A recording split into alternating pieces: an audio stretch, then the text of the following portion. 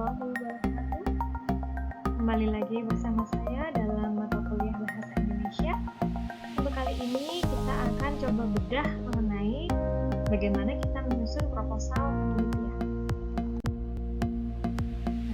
Waktu itu sempat ada yang bertanya pada saya, beda proposal dan tugas akhir itu apa sih? Nah, sebenarnya kita bisa lihat dari pengertiannya. Kita coba bedah dulu pengertian dari tugas akhir maupun proposal. Ini pengertian saya ambil dari buku panduan tugas akhir di D3 Akuntansi. Jadi untuk tugas akhir adalah suatu karya tulis ilmiah berupa paparan hasil penelitian maupun studi kasus yang mengkaji dan membahas suatu masalah dalam bidang ilmu tertentu. Sedangkan jika dikontekskan pada mahasiswa D3 Akuntansi, maka tugas akhir itu adalah kegiatan penelitian untuk menghasilkan suatu karya ilmiah yang diwajibkan bagi mahasiswa sebagai salah satu syarat sebagai mencapai gelar ahli madya atau AMD di program vokasi UNJ. Dan dari sini kita bisa bedah mengenai tugas akhir itu maknanya adalah dia merupakan karya tulis ilmiah. Artinya memang dia sudah berupa hasil yang dituliskan, jadi dia sudah melakukan penelitian, kemudian ada hasilnya, dan hasil tersebut ditulislah dalam suatu tugas akhir. Itu adalah tugas akhir. Sedangkan kalau proposal itu adalah proses pengajuan ide penelitian. Jadinya beda ya, untuk tugas akhir itu sudah sampai kita meneliti, sedangkan kalau proposal kita baru berhenti di ide. Kita punya ide, kemudian kita tuliskan dan kita ajukan ke pembimbing dan habis itu nanti ke penguji mungkin. Nah, di situ baru proposal. Proposal itu jadi belum mulai mengeksekusi ide penelitian, masih berhenti di ide. Oke, itu beda dari tugas akhir dan proposal penelitian. Dari pengertian bisa kita lihat bedanya, nanti juga kita bisa lihat dari proses seorang mahasiswa itu bisa menjadi lulus, dia harus melalui proposal dulu kemudian ke tugas akhir. Kita lihat tahapannya kalau di D3 Akuntansi seperti ini. Yang pertama adalah mahasiswa itu mengajukan ide ke pembimbing.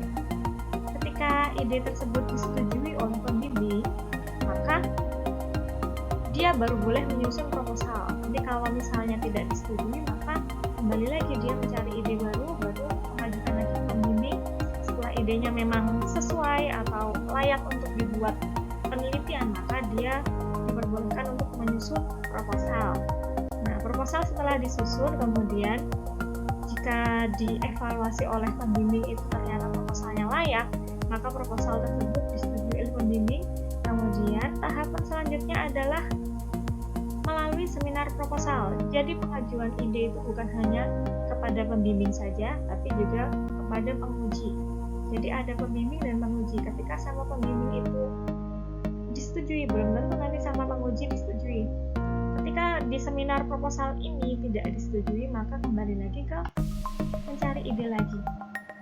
Tapi ketika di sini disetujui, maka ketika di seminar proposal penguji maupun pembimbing itu menyetujui proposal kita, maka kalian bisa melanjutkan ke tahap selanjutnya untuk melakukan penelitian atau mengeksekusi ide kalian. Kemudian kalian bisa melakukan penelitian tersebut. Setelah melakukan penelitian, barulah disusun suatu tugas akhir. Tugas akhir itu kalian susun berdasarkan data-data yang kalian peroleh ketika mengeksekusi ide kalian di lapangan. Itu kalian buat dan ditulis menjadi tugas akhir, dan tidak serta-merta langsung jadi waktu tugas akhir kalian setelah ditulis kemudian diajukan ke pembimbing dulu. Ketika oleh pembimbing itu sudah disetujui tugas akhir kalian, maka akan diseminarkan kembali, namanya pendadaran. Di situ bukan hanya pembimbing yang akan menilai tugas akhir, tapi juga penguji lagi. Ketika misalnya di sini gagal, di seminar pendadaran itu gagal, maka kalian harus melewati tahapan pertama lagi, harus ke membuat ide lagi. Tapi ketika di sini berhasil, misalnya lulus sempurna atau lulus dengan revisi, maka setelah, misalnya kalau dengan revisi maka direvisi dulu, kemudian setelah revisi selesai, revisi juga sudah setujui, maka seorang mahasiswa itu bisa lulus dari D3 akuntansi. Seperti itu tahapannya. Jadi perbedaannya bisa kita lihat dari tahapannya ya. Tahapan proposal hanya sampai di sini, sedangkan kalau tugas akhir sampai keseluruhan, sampai di sini, sampai di tugas akhir disetujui oleh penguji. Itu bedanya. Nah, kita lanjut ya untuk strategi menyusun proposal. Tapi sebelum kita membahas proposal, alangkah lebih baiknya kita ketahui lebih dulu sebenarnya tugas akhir itu konten saja. Jadi tugas akhir itu ada 5 bab. Bab pertama berupa bab pendahuluan, isinya nanti ada latar belakang, ada batasan masalah, ada rumusan masalah, ada tujuan penelitian dan manfaat penelitian. Itu di bab 1 pendahuluan. Sedangkan di bab 2 nanti tinjauan pustaka yang terkait dengan ide kita. Itu nanti di dalam bab 2 ini ada beberapa subbab, nanti bisa berupa landasan teori, ada hasil penelitian terdahulu, kerangka penelitian. Umumnya membuat 3 ini cukup, tapi akan lebih baik ketika kalian melengkapi bab 2 ini dengan subbab selanjutnya, yaitu misalnya identifikasi masalah, teori pendukung, metode yang digunakan, dan hasil perancangan atau simulasi. Nah, ini subbab ini sudah saya sadur dari panduan tugas akhir. Jadi ini sesuai panduan. Kalau misalnya lengkap A sampai G itu alangkah baiknya bisa lengkap seperti itu, tapi kalau tidak ya tergantung nanti apakah pembimbing ataukah penguji kalian itu menyetujui atau tidak. Tapi kalau lengkap akan lebih baik tentunya. Untuk selanjutnya setelah bab 2, di bab 3 itu merupakan uraian dari metode penelitiannya. Jadi di situ kalian bisa mengeksplor, menjelaskan mengenai teknik pengumpulan data seperti apa, bisa melalui wawancara, observasi, studi kasus, dan sebagainya. Kemudian dijelaskan pula metode perancangan atau pengembangan yang akan kalian gunakan. Itu dipaparkan dalam bab 3, metode penelitian. Sedangkan di bab 4 itu adalah hasil dan pembahasan. Hasil dan pembahasan berarti nanti setelah kalian melakukan penelitian baru membuat hasil dan pembahasan ini. Ada poinnya adalah gambaran umum perusahaan. Jadi untuk tugas akhir mahasiswa D3 itu biasanya karena studi kasus, maka umumnya yang menjadi objek penelitian itu satu atau beberapa objek saja. Maka gambaran umum perusahaan itu lebih penting karena khusus ya, karena penelitian tidak dilakukan dalam banyak objek, tapi hanya beberapa objek, dan kalian harus bisa meng-highlight apa yang penting dalam perusahaan tersebut, ditonjolkan di situ. Nanti kalau perusahaan itu penting diteliti, maka berarti kan penelitian kalian itu menjadi penting juga. Maka gambaran umum perusahaan itu juga perlu kalian uraikan bahwa memang perusahaan tersebut layak untuk diteliti memang. Kemudian setelah gambaran umum perusahaan sudah kalian uraikan, kalian bisa menjelaskan hasil olah data kalian. Setelah tadi melakukan penelitian, datanya kalian olah, kemudian tuliskan dalam bab 4 di hasil penelitian tersebut. Di bab selanjutnya, setelah selesai kalian menjelaskan hasil penelitian, di sini adalah bab 5, maaf itu keliru ketik ya. Bab 5 adalah kesimpulan dan saran. Di sini tinggal kalian simpulkan dan berilah saran atas penelitian yang telah kalian lakukan. Itulah kalau membuat tugas akhir. Lalu bagaimana ketika kalian membuat proposal? Proposal sebenarnya intinya kita hanya mengerjakan sampai ide kan tadi. Artinya kita hanya membuat dari bab 1 sampai bab 3, hanya sampai menentukan kita punya hal apa yang akan diteliti, kemudian menggunakan apa kita melakukan penelitian itu. Hanya 1 ada beberapa poin yang perlu kita perjelas atau kita highlight. Jadi poin yang penting untuk dibuat di proposal penelitian itu adalah yang pertama, latar belakang. Latar belakang itu kalian dapatkan dengan mencari kesenjangan yang terjadi di lapangan. Artinya ada harapan, tapi ternyata di lapangan tidak seperti harapan misalnya, atau ada perbedaan antara ide dan eksekusi. Misalnya eksekusi di lapangan ternyata berbeda dengan harapan di awal, ide di awal. Maka di situ kalian tuliskan latar belakang. Dari situ ketika terjadi kesenjangan, maka muncullah nanti ada masalah-masalah itu di kesenjangan, kemudian masalah tersebut kalian perlu pecahkan dalam penelitian. Di situ latar belakang. Selanjutnya ada beberapa tips yang bisa saya sarankan untuk mencatat atau membuat latar belakang. Yang pertama, poin yang perlu kalian tulis dalam latar belakang adalah tunjukkan adanya gap penelitian. Yang kedua, ada konteks penelitiannya jelas. Yang ketiga itu penelitian terdahulu juga kalian sampaikan dalam latar belakang. Yang selanjutnya kalian sampaikan pula kontribusi penelitian. Baik, kita bedah satu persatu poinnya. Untuk gap penelitian,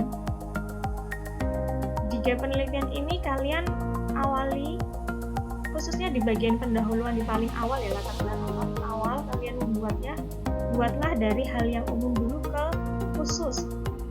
Kalau misalnya contohnya kalian mau ambil tema tentang akad murabahah di bank A, maka nanti di situ kalian tidak langsung menjelaskan akad murabahah adalah bla bla bla, tapi kalian bisa mengawalinya dari hal yang paling umum dulu. Misalnya di Indonesia banyak masyarakat yang beragama Islam misalnya seperti itu. Nanti kemudian di paragraf selanjutnya semakin mengkerucut hingga akhirnya kalian menuju ke penunjukan ada gap penelitian yang perlu diteliti seperti itu.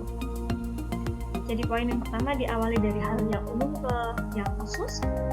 Kemudian dalam gap penelitian ini juga coba tonjolkan pentingnya topik penelitian kalian.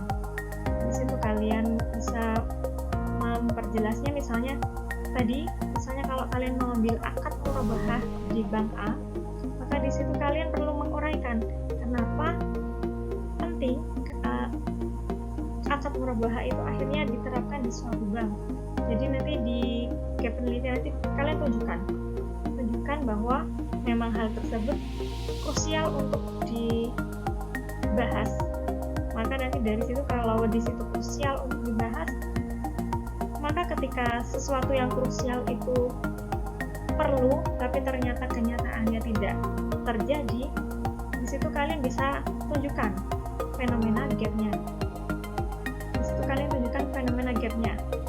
Fenomena itu artinya terjadi secara umum, secara besar gitu ya. Jadi ada perbedaan antara harapan dan kenyataan, tapi itu secara global dulu, belum sampai ke penelitian kalian, belum sampai ke gap penelitian kalian, baru fenomena gap. Baru setelah nanti kalian tunjukkan fenomena gap, jadi secara global itu ada kesenjangan, kemudian kerucutkan kesenjangan yang paling krusial menurut kalian sehingga kalian melakukan penelitian tersebut. Seperti itu untuk gap penelitian, langkahnya seperti itu. Jadi awali dari umum ke khusus dulu, kemudian mulai antarkan bahwa di penelitian ini adalah hal yang penting. Kemudian di situ setelah ada sesuatu hal yang penting ternyata kok ada kesenjangan, tidak sesuai dengan harapan, maka tunjukkan fenomena itu, fenomena gap secara luas dulu, kemudian baru dikerucutkan lagi fenomena gap penelitian yang benar-benar krusial dari yang besar tadi, yang paling penting yang mana, dan yang penting itulah yang kalian teliti. Seperti itu untuk gap penelitian. Lalu kita masuk setelah kita membahas tentang menyampaikan gap penelitian.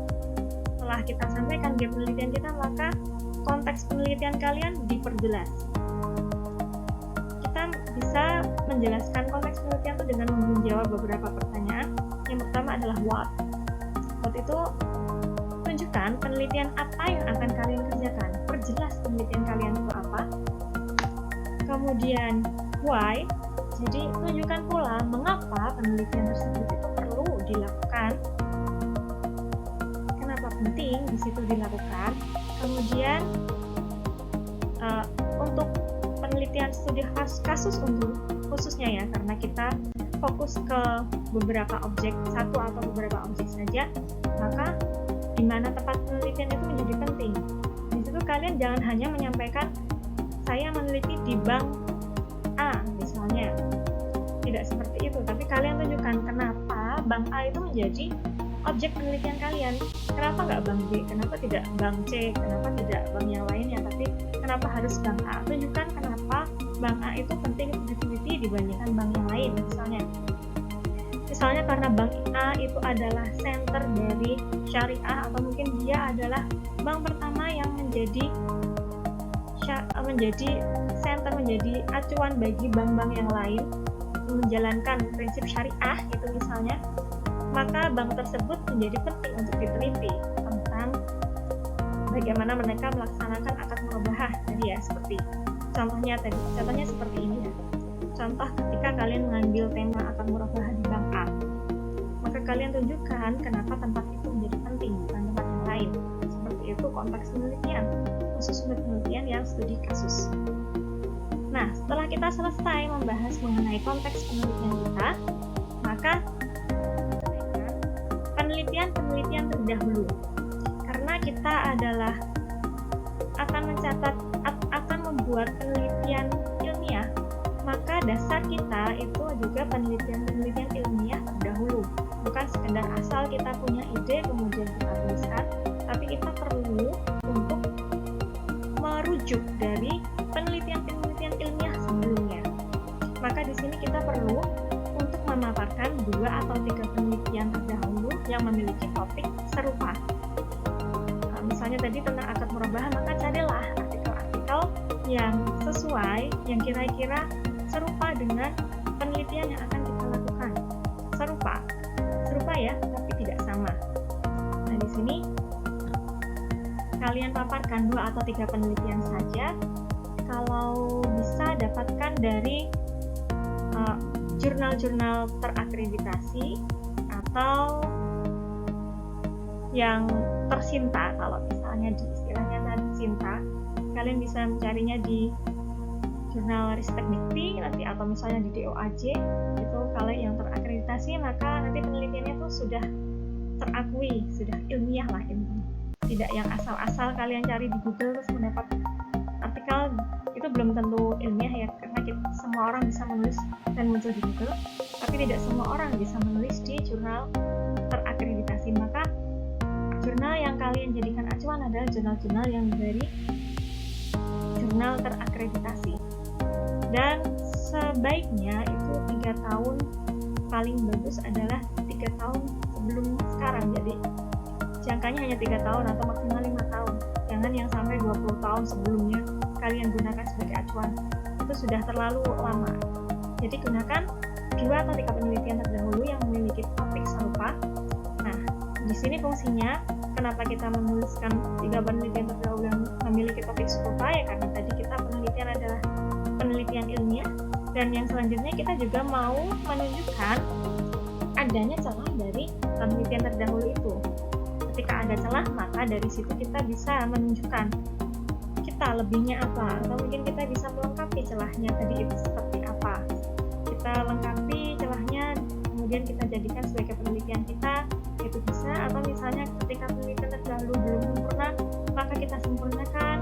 Atau misalnya penelitian terdahulu itu masih melakukan di yang A tapi belum menyentuh yang B, maka kita sentuh yang B di situ. Jadi kita bisa menunjukkan perbandingan penelitian kita dengan penelitian yang lain, sehingga kita tidak disebut plagiat mengambil ide orang lain, tapi kita menyempurnakan atau mengambil sisi lain, bukan di penelitiannya orang seperti itu. Jadi sisi lain dari penelitiannya orang. Dan di situ juga kalian bisa menunjukkan kemanfaatan dari penelitian kalian nanti. Ketika kita sudah menyampaikan penelitian terdahulu, maka orang bisa tahu manfaat penelitian kalian saat ini. Jadi tidak sama, tidak memberikan manfaat yang sama dengan penelitian yang dulu, tapi memberikan manfaat yang berbeda dari penelitian sebelumnya. Oke, setelah kita bahas mengenai penelitian terdahulu, setelah itu barulah kalian tunjukkan kontribusi yang kalian sampaikan, jabarkan mengenai sumbangsih. Jika penelitian tersebut kalian lakukan, maka kalian akan memberikan kemanfaatan seperti itu disampaikan dalam latar belakang. Oke, begitu tips dari saya untuk menyusun latar belakang. Selanjutnya, isi dalam proposal selain belakang ada rumusan masalah. Rumusan masalah ini adalah pertanyaan penelitian, di mana kalian membuat pertanyaan penelitian itu berdasarkan kesenjangan masalah yang tadi kalian uraikan di latar belakang. Jadi kesenjangan masalah yang menurut kalian yang paling penting dan yang akan kalian teliti itu adalah yang menjadi isi di rumusan masalah, dan itu berupa pertanyaan penelitian. Jadi bagaimanakah penerapan akad murabahah di bank A misalnya. Seperti itu rumusan masalah. Contohnya seperti itu. Kemudian selain itu ada juga isinya berupa tujuan penelitian. Jadi kalian melakukan penelitian itu untuk apa? Itu uraikan dalam tujuan penelitian. Dan kemudian sampaikan manfaat penelitian. Ini berkaitan dengan tujuan. Kita punya tujuan apa, kemudian dari tujuan tersebut manfaatnya seperti apa. Itu bisa kita buat nanti. Kemudian di manfaat ini biasanya kita breakdown manfaat itu berupa manfaat teoritis maupun manfaat praktis. Manfaat teoritis artinya sumbangsih kita kepada teori akuntansi. Misalnya kita kalau tadi akad murabahah berarti memberikan tambahan literatur mengenai pelaksanaan akad murabahah di suatu lembaga syariah gitu misalnya. Itu adalah contoh manfaat teoritis. Sedangkan manfaat praktis bagaimana sumbangsih penelitian kita dalam praktik akad murabahah di lapangan. Selanjutnya, setelah manfaat, kita sampaikan tinjauan pustaka kita. Seperti yang sempat saya singgung tadi di penelitian terdahulu, maka di sini untuk tinjauan pustaka kita sampaikan teori-teori pendukung yang berkaitan dengan ide kita. Karena kita penelitian ilmiah, tentu ada teori-teori yang menjadi dasar dari penelitian kita. Dan kita akan lebih baiknya kalau kalian mengambil tinjauan pustaka itu sumbernya dari tadi ya, seperti yang saya sampaikan, dari jurnal terakreditasi, di mana di situ paling tidak 3 tahun terakhir atau maksimal 5 tahun itu yang paling baik. Semakin update penelitian kalian, maka semakin bermanfaat penelitian kalian. Karena semakin lama penelitian, semakin lama sumbernya, maka nanti kan bisa jadi orang yang sebelumnya sudah melakukan penelitian, padahal mereka sudah melakukan penelitian, lalu kita melakukan penelitian lagi, nah berarti kan penelitian kita tidak bermanfaat karena sudah ada yang peneliti sebelumnya. Maka paling tidak kalian cari yang paling baru sumbernya, agar memang punya kalian adalah penelitian terupdate dan memberikan sumbangan terbaik juga. Dan untuk tinjauan pustaka, alangkah lebih baiknya kalian menggunakan alat bantu, karena akan banyak yang akan kita jadikan sebagai sumber dasar teori. Maka daripada nanti terlewat dan juga pencatatannya juga bisa jadi kita keliru, maka akan lebih enak jika kalian menggunakan alat bantu. Misalnya Mendeley, sudah saya sampaikan waktu kuliah sebelumnya bagaimana kita cara menggunakan Mendeley dan bagaimana membuat daftar pustaka, membuat kutipan. Kita tinggal menggunakan Mendeley, gampang, tinggal save. Kemudian nanti ketika kita masuk menggunakan teori tersebut, tinggal enter, masuk, sudah ada daftar pustaka, tidak perlu mengetik, jadi tidak akan ada kekeliruan karena sudah otomatis keluar. Nanti kita menggunakan alat nggak cuma Mendeley, jadi ada beberapa yang lain, tapi saya sarankan yang paling mudah saat ini adalah Mendeley. Kalian bisa menggunakan Mendeley untuk membuat tinjauan pustaka maupun daftar pustaka. Nah, selanjutnya setelah tinjauan pustaka, di proposal penelitian kalian Selanjutnya yang perlu kalian uraikan adalah metode penelitian. Uraikan metode penelitian yang akan kalian gunakan dalam mengambil data dan mengolah data dari penelitian kalian, dari awal tahap sampai terakhir penelitian. Baik apakah yang akan kalian gunakan itu sampaikan dengan di dalam metode penelitian. Nah, kalau untuk D3 umumnya metodenya adalah metode studi kasus.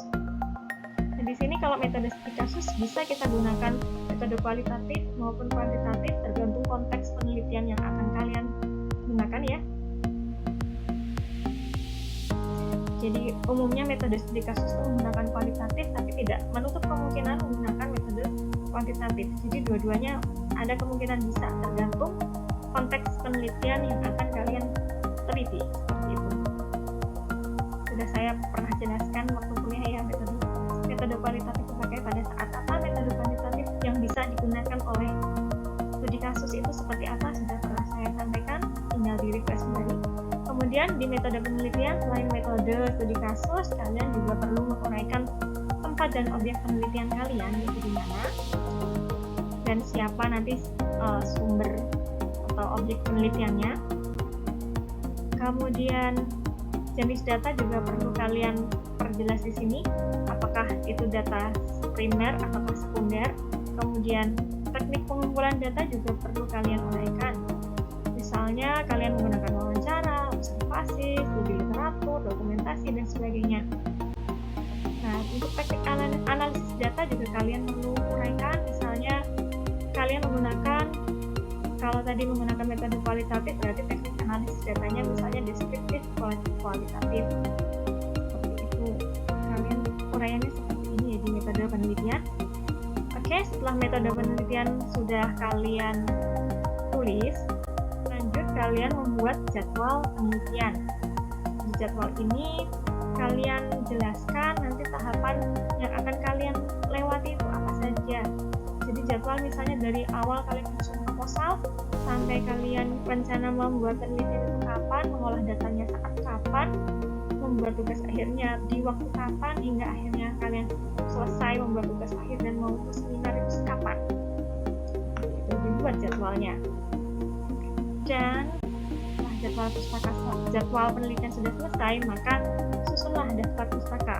Di sini kalian kalau sudah menggunakan Mendeley, tinggal daftar pustaka enter, sudah keluar semua daftar pustaka yang telah kalian gunakan di proposal kalian. Baik, seperti itu yang bisa saya sampaikan.